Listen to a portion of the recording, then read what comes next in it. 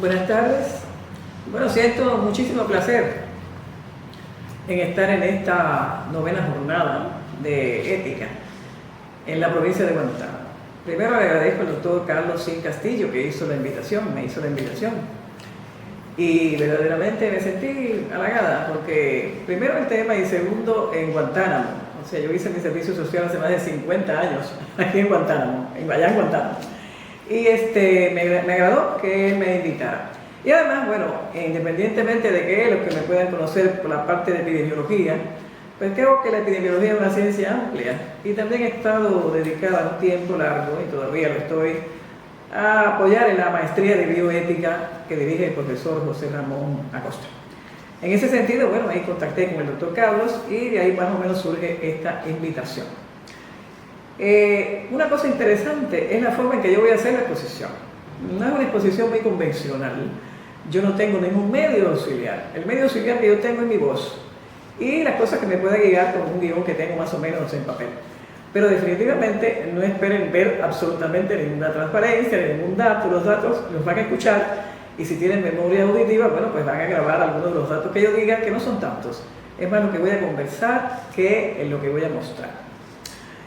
¿Cómo hice este conversatorio? Vamos a considerarlo un conversatorio, no una gran conferencia, una conferencia magistral, ni nada de eso.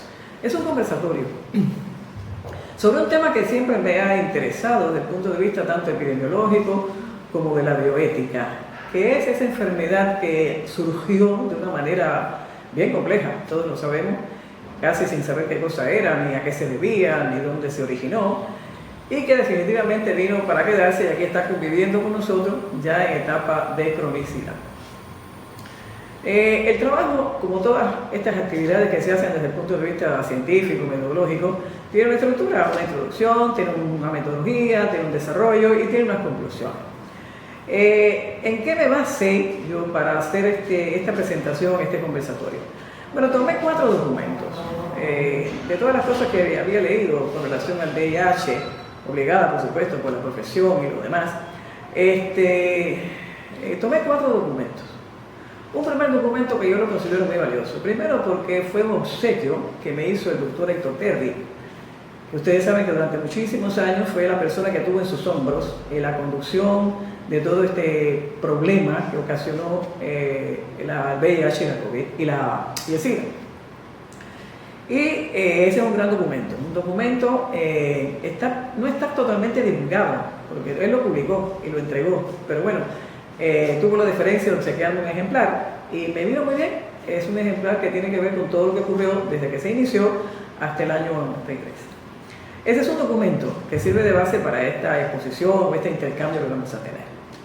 El segundo documento es un libro que elaboraron el doctor Struch, la doctora Rosario Ochoa y la doctora Villalón, y que hace como una especie de valoración larga de la experiencia que tuvieron en 30 años de trabajar con el programa de control del SIDA.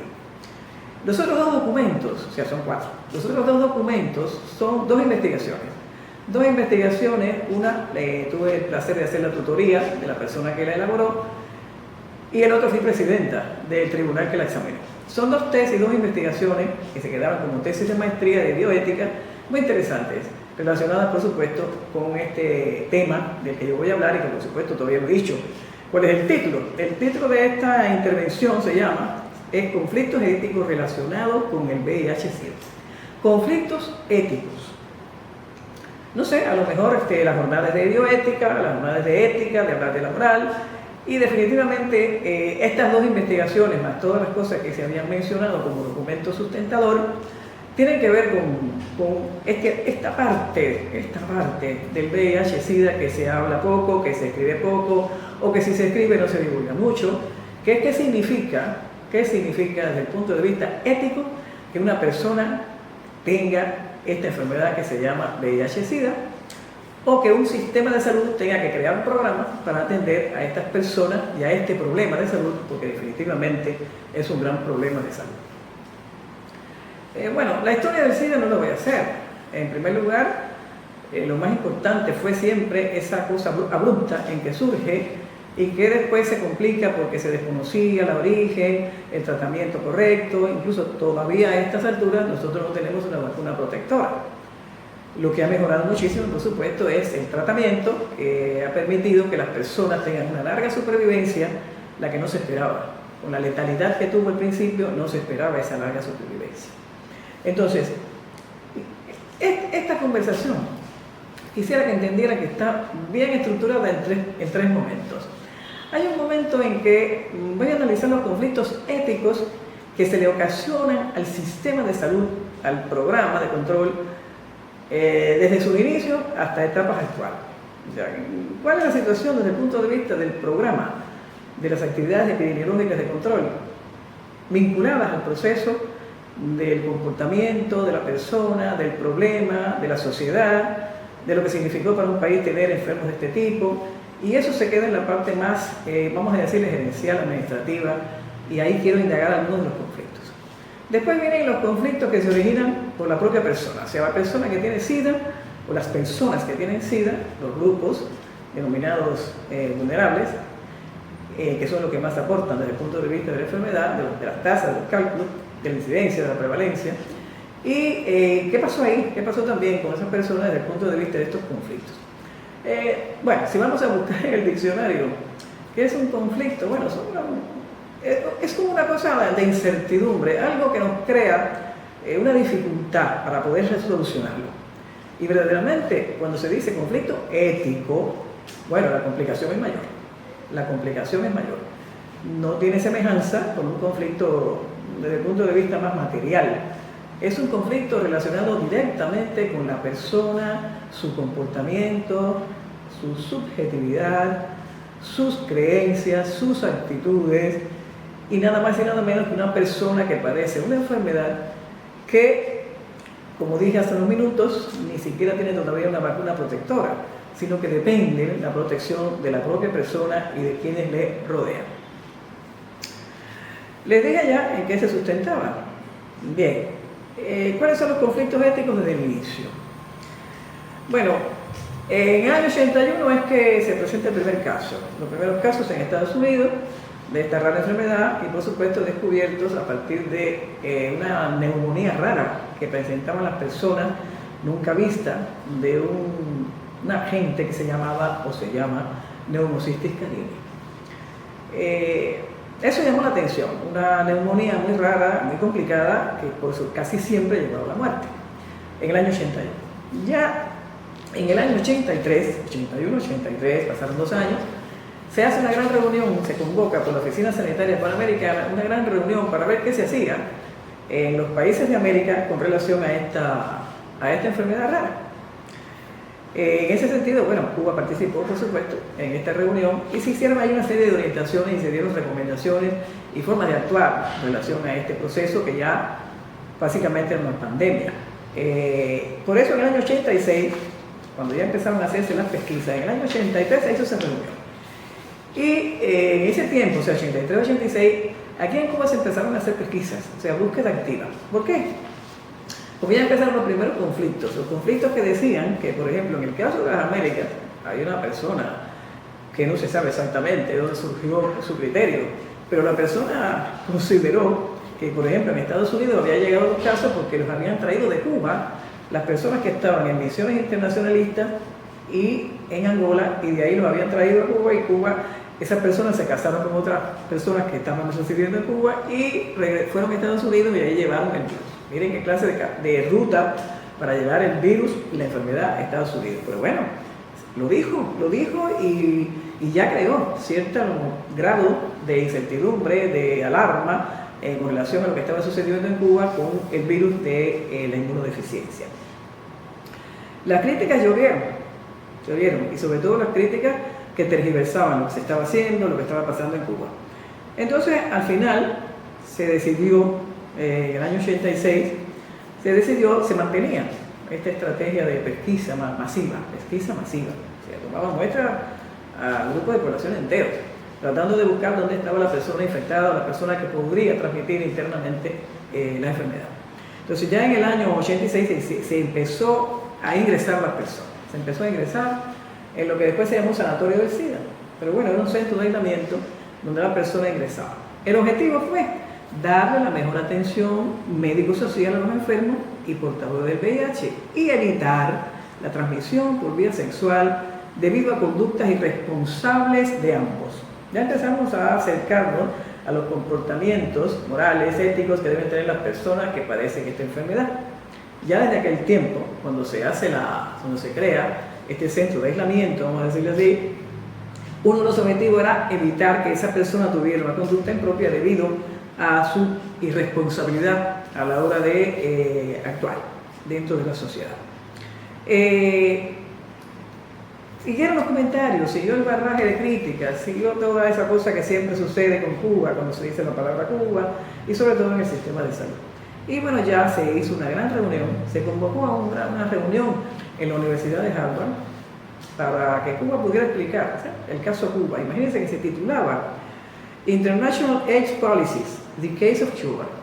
O sea, las políticas internacionales parecidas y ponían el caso de Cuba. Por supuesto, ahí estuvo la persona que representaba el país en ese momento, el doctor Terry, y fue allí a ese panel para enfrentarse a todas esas críticas y poder esclarecer exactamente qué era lo que estaba sucediendo. Ese es un primer conflicto. Ese es un primer conflicto de la ética, es el primer conflicto ético. Recuerden que yo estoy haciendo esta exposición a partir de un claro objetivo, que era tratar de mostrar algunas de estos que yo considero conflictos éticos en el desarrollo de la enfermedad y de la epidemia, de la pandemia y la evolución posterior. Entonces ya ese sería, según mi opinión, un primer conflicto ético. O sea, verdaderamente fue violatorio del derecho humano la masividad del pesquisaje y el ingreso obligatorio de los enfermos. ¿Se presentó o no un conflicto ético-moral ante una violación del derecho humano de la población pesquisada y de los enfermos ingresados? Si están siguiendo mi conversación, bueno, pues creo que esa pregunta queda como que medio en el aire, ¿no? Todos los que están escuchando pues pueden tener en la parte que tiene todo este tipo de eventos, de que puedan comentar, hablar, preguntar, debatir, incluso tener discrepancias. Es una cosa muy interesante. Y ese sería, a mi juicio, el primer conflicto grande con el sistema, hasta desde el punto de vista estatal, gubernamental de Cuba, con relación a la forma en que se decidió hacer este tipo de intervención en la población para controlar la transmisión de esta tremendísima enfermedad. O sea, vuelvo a preguntarme, ¿fue violatorio del derecho humano con la masividad del pesquisaje y el ingreso obligatorio de enfermos? ¿Se presentó o no un conflicto ético-moral si se violaba el derecho humano de la población a ser pesquisada y a los enfermos a ser ingresados?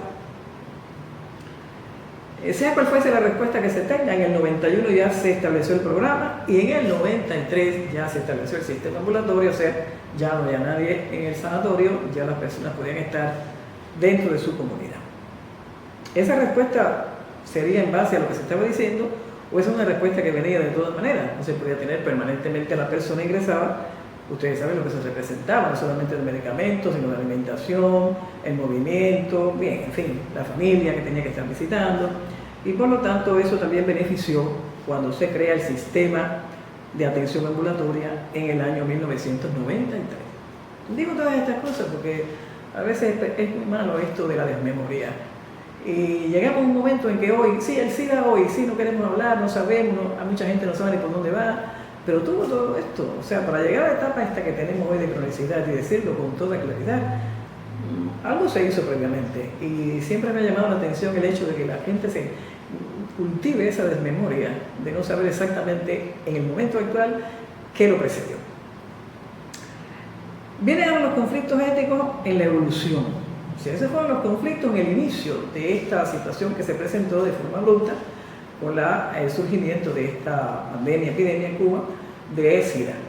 Dijimos eso. Creo que el conflicto mayor estuvo representado por lo que ocasionó la masividad de la pesquisa en la población y el ingreso de los pacientes. Siempre se dijo, y lo dijo el profesor también, el doctor, que siempre se consultó con él y con la familia. Definitivamente no fue que lo tomaron de la mano y lo llevaron allí. Creo que eso también hay que esclarecerlo, pero definitivamente quedó un conflicto ético, lo creo. Entonces, eso pasó con los inicios, pero según evolucionaba la epidemia, aparecerían otros conflictos éticos. Entonces aparece esta información que dan en su libro el doctor Strush y la doctora Shoa, también la dio en otro documento que ese sí está inédito, que es un proyecto de investigación que ella está haciendo para su doctorado. En el periodo 86 de 2021, fíjense la cantidad de años en función de eso. ¿Cuál fue el conflicto mayor?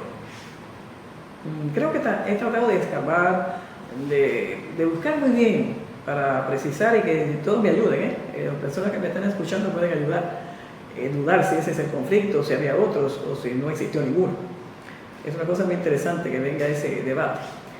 Pues en ese desarrollo, en esa evolución de la epidemia, una de las cosas más complejas fue la presencia de poblaciones vulnerables, o sea, las personas que más riesgo tenían de enfermar, las personas que más enfermos aportaron, las personas que más problemas desde el punto de vista de comportamiento aportaron.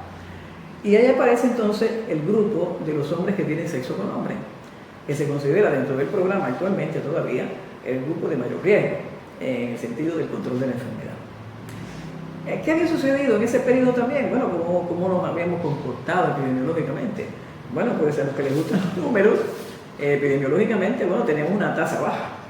Ya 21 metros acá, tenemos una tasa baja, 0.16 por habitante en 2010 y luego en el 20 a 0.13. O sea que hemos descendido nuestra tasa de incidencia de la enfermedad.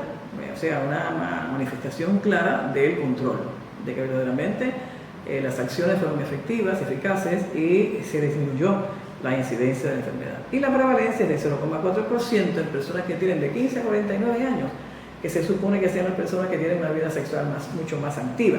No olviden cuál es la forma de transmisión de la enfermedad. Independientemente de que haya una transmisión sanguínea, una transmisión por inyectables, pero hay una transmisión básica, que es la transmisión cuando se tienen relaciones sexuales no protegidas. Y por supuesto, en un país que tiene 14 provincias, tiene que haber una provincia más que otra. Bueno, pues se explica por los expertos, por los que llevan todos estos programas, que en ese periodo, hasta el año 2020, la provincia de La Habana, Villa Clara, Pinar del Río, varias provincias. Este no es el tema de la conferencia, es simplemente darle como una especie de panorama donde se sostiene todo esto que estoy hablando de los conflictos éticos. En el primer trimestre de este año, del 2023, ya había en el país 39.702 personas diagnosticadas desde el comienzo de la epidemia y 31.746 tenían VIH de forma crónica, 26% con más de 50 años de edad. O sea, fue efectivo el tratamiento, fue efectivo las medidas de control, la persona tuvo supervivencia, que hay personas mayores de 50 años que son el 26% de todos los cubanos que padecen esta enfermedad que se llama VIH-Sida. ¿Cuál fue el conflicto en esta etapa evolutiva de la enfermedad? Se concentra bastante en este grupo poblacional vulnerable de los hombres que tienen sexo con hombres. Y se empezaron a hacer las estrategias centradas en esos grupos. O sea, ya no era masiva la pesquisa, ya no era buscar activamente a todo el que se sospechaba, sino que ya, dados los resultados de la evolución de la epidemia, se pudo concretar el grupo que verdaderamente había que ponerle todas las luces, o sea, tratar de resolver bien todos sus problemas y que la persona fuera modificando en función de la enfermedad tan complicada que tenía. La estrategia en Cuba, para esa etapa ya, mejora muchísimo. Cobertura en la atención, se puso a la persona en el centro el programa se puso en el centro del ser humano digno, bajamos las actividades de la atención primaria, bajamos en el mejor sentido, creo que siempre la atención primaria está por encima de todo, aunque diga primaria y baja. En la participación intersectorial, pero, según dicen los expertos, esa estrategia no estaba exenta de barreras. Y entre las barreras, consideran los tabúes culturales y los recursos. Pero fíjense bien, dado el tema de la conferencia, los tabúes culturales. ¿A qué se le está llamando? Tabú cultural. O sea, aparece de nuevo una creencia, un comportamiento, un pensar, una actitud. ¿Tabú cultural para qué? ¿Para quién? ¿Con quién? Bueno, se da definitivamente con ese grupo altamente vulnerable de los hombres que tienen sexo con hombres, o de las personas que padecen SIDA, aunque no tengan ese comportamiento sexual. Tabú cultural. Anoten bien ahí si quieren después hacer algún comentario con relación a esto. Esta estrategia tenía 3 elementos fundamentales. Un elemento contextual vivencial, un elemento ético normativo y un elemento cognitivo instrumental. Luego me quedo en el ético normativo, que es el tema de esta conversación que tengo con ustedes. Ahí que se buscaba una concepción de justicia social. En ese ético normativo, una concepción de justicia social. Ahí, a partir de ahí, se empezaron a hacer investigaciones y acciones en los aspectos relacionados con 2 cosas: el estigma y la discriminación de estas personas. Aparecen entonces 2 cuestiones que son de esas que caen como grandes piedras: estigma y discriminación. No pueden vincular el estigma y la discriminación al comportamiento ético, tanto de la persona que lo padece como de los que tienen que atenderlo. El estigma y la discriminación. ¿Cuál es el origen del estigma y de la discriminación? Aparece ahí ya otro segundo conflicto grande desde el punto de vista ético. ¿Cuál es el origen del estigma y de la discriminación? ¿El temor al contagio por esas personas o el rechazo al comportamiento sexual de los enfermos? ¿Cuál es el conflicto ético? ¿De dónde surgió? Entonces vamos a ligarlo con el tabú. O sea, ¿es un temor a la enfermedad como tal o es un rechazo al grupo que tiene esa práctica sexual o ese comportamiento que ha sido siempre tabú y rechazado? Si se considera ese tabú como una barrera, origina ese tabú otro conflicto ético en el desarrollo de la enfermedad. Tenemos 3 grandes pilares en que sentarnos para valorar este conflicto ético en el desarrollo de la enfermedad, en el desarrollo del control de la enfermedad: el estigma, la discriminación y el tabú cultural. Las preguntas que hice, bueno, piénsenlas, o sea, grábenlas un poquito y pueden después dar opiniones. Recuerden que no me voy a cansar de solicitarles opiniones, o sea, que verdaderamente después que yo termine, que definitivamente lo que estoy haciendo es una introducción con cosas que están a veces sueltas, a veces bien concatenadas, para que todos pensemos un poquito en lo que significa el conflicto ético de una enfermedad que está ahí y que nos ha creado bastante dificultad. Ahí termina lo que serían los conflictos en la parte de la evolución, del desarrollo de la epidemia y la forma de controlarla.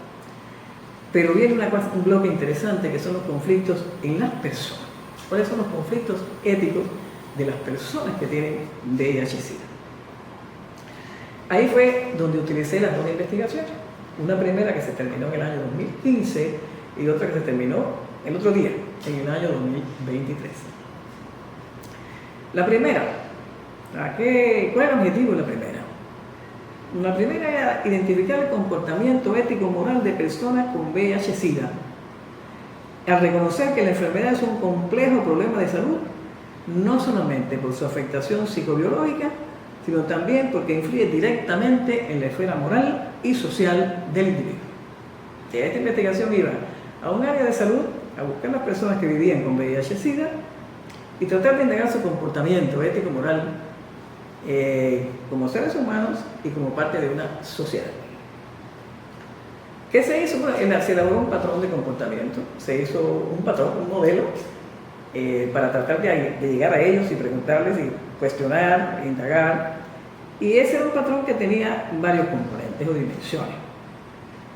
Tenía el conocimiento ético-moral sobre la enfermedad que tenía la persona. Ahí estaba la percepción social individual de la enfermedad y el derecho a la confidencialidad. Anoten eso también, porque la palabra confidencialidad, el sentido es sumamente importante en este asunto de los conflictos éticos. La otra dimensión que tenía el patrón era el sentido personal que para su vida tiene en la enfermedad. Las relaciones morales, ¿qué significaban para ellos? La actitud moral de estas personas, la actitud de las personas frente a la enfermedad, la responsabilidad individual la responsabilidad social y la responsabilidad solidaria. O sea, era un conjunto, era un collage de diferentes dimensiones para poder acceder, llegar, penetrar y entender qué cosas pensaban esas personas con relación a su comportamiento ético moral.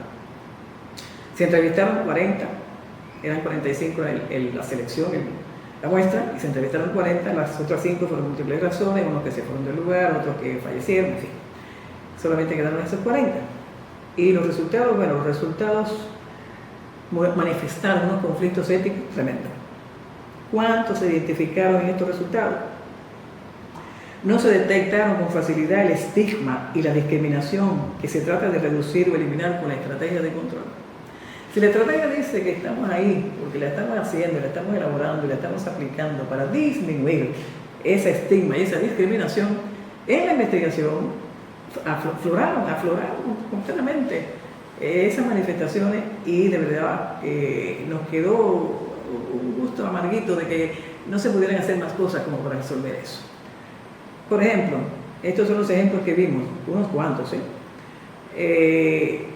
¿por qué se estigmatiza a una persona cuando va a buscar empleo? ¿Por qué se estigmatiza? Cuando dice que padece VIH. Ah, no, ya es otra cosa, ya el trabajo no es ese, ya no es el mismo trabajo que hacía. ¿Por qué? ¿Por qué existe estigma y discriminación en muchos centros de salud, donde las personas que viven con el VIH padecen actitudes prejuiciosas por parte de los proveedores y hasta les envían los servicios? Esa actitud prejuiciosa, eso es un problema ético, moral. ¿Por qué voy a tener ese prejuicio? ¿Por qué? Por el famoso tabú anterior cultural que tengo. ¿Por qué no lo voy a atender? ¿Por qué cuando tengo que atenderlo tengo que hacerlo de otra manera? ¿Por qué si viene otro paciente cambio la actitud? Esas son cuestiones éticas, profundas, amplias, y que están inmersas dentro de este problema que se llama VIH-Sida. Se quejaron mucho del asunto de las dietas, de ir a buscar la dieta, de ir a buscar el medicamento a un lugar donde todo el que llega sabe, todo el que lo ve sabe que esa persona está yendo allí porque tiene esa enfermedad. Eso también es un conflicto ético que tiene el sistema. Es un conflicto ético de un programa. ¿Cómo voy a resolver eso? ¿Cómo voy a hacer lo que no se distingan? ¿Dónde está la solución? Me parece que son cuestiones que se han pensado poco y que verdaderamente deben profundizarse, deben ampliarse. Porque ya con la cronicidad, él va a padecer la enfermedad siempre. Entonces, ¿por qué seguirlo aislando cuando le tienen que dar la dieta, cuando le tienen que dar el tratamiento, cuando le dicen vaya para allí, siéntese aquí? ¿Por qué? ¿Por qué? Esos son también grandes conflictos éticos. Y esta investigación dio esos resultados que incluso me han impulsado a hacer esta conversación con ustedes con relación a si realmente existen o no esos conflictos con esta enfermedad. La segunda tesis es un estudio mucho más reciente y con la novedad de estar enfocado desde la bioética de la intervención. O sea, aquí llega un momento en que aparece un término nuevo. Bueno, nuevo no. Si lo escucha el doctor Costa me dice, bueno, está nuevo. Bueno, pero la persona que hizo, la investigadora, enfocó muy bien la bioética de la intervención. ¿Para qué? Para explorar dimensiones del contexto social con las personas seropositivas al VIH en condición de cronicidad y que iban a una consulta especializada para crónicos. Se encuestaron 85 personas, ¿verdad? Y se identificaron cosas como desigualdad de ingresos, limitación de las redes de apoyo que tenía y el estigma internalizado. Aparece una nueva versión, estigma internalizado. ¿Qué significó eso? Cómo ellos se vieron, cómo ellos se echaron encima el estigma a punto de partida del tratamiento que están recibiendo, de la forma en que los veían y sobre todo del asunto de la confidencialidad. La confidencialidad sobre el diagnóstico, la elección sobre el lugar para la atención sanitaria y la recogida de la terapia son algunas de las formas en que el estigma puede manifestarse, desencadenando aislamiento e incertidumbre en estos individuos. ¿Cuál fue ahí el conflicto? Si se consideran el estigma y las manifestaciones de discriminación o maltrato una violación continua de los derechos de las personas seropositivas, no estamos delante de un conflicto ético. O sea, yo le estoy violando el derecho porque si tiene que tomarse medicamento y quiere tomarse en un lugar y estoy diciendo que es aquí, pues entonces definitivamente él tenía el derecho a opinar con relación a su tratamiento. Definitivamente aquí están los temas, aquí está el problema, aquí está el conflicto, el meollo de esta intervención, de este conversatorio. ¿Qué se concluyó? El VIH es una enfermedad que influye directamente en la esfera moral y social del individuo, al promover sentimientos de enajenación y marginalidad. Bueno, pues ¿saben qué? Que se presentó un problema tecnológico. Esto siempre sucede en el momento que yo llego a leer las conclusiones. Así que por lo tanto aquí se las leo. En definitiva ya no faltaba tanto. Lo que quería señalar era lo siguiente. El VIH-Sida es una enfermedad que influye directamente en la esfera moral y social del individuo, al promover sentimientos de enajenación y marginalidad. Los resultados positivos alcanzados en el control de la epidemia de VIH en Cuba no deben invisibilizar los conflictos éticos que se derivan de las actividades implementadas desde que se inició todo el control de la epidemia, ni los dilemas éticos que se presentan en las personas que viven con VIH-Sida. Eso no se debe invisibilizar. Después de transcurridos más de 40 años de iniciada la epidemia en Cuba, es imprescindible un cambio cualitativo en el modo de abordar la complejidad ético-moral de la enfermedad, aún más cuando se ha reconocido como una enfermedad que ya es crónica. Bueno, agradezco muchísimo lo que hayan atendido. Espero algún comentario, si los quieren hacer, no es obligado, y sobre todo si han estado de acuerdo o no y se han cumplido las expectativas de los que ustedes se sentaron para escuchar mi conversación. Muchas gracias y nuevamente reitero las gracias al doctor Carlos Sim.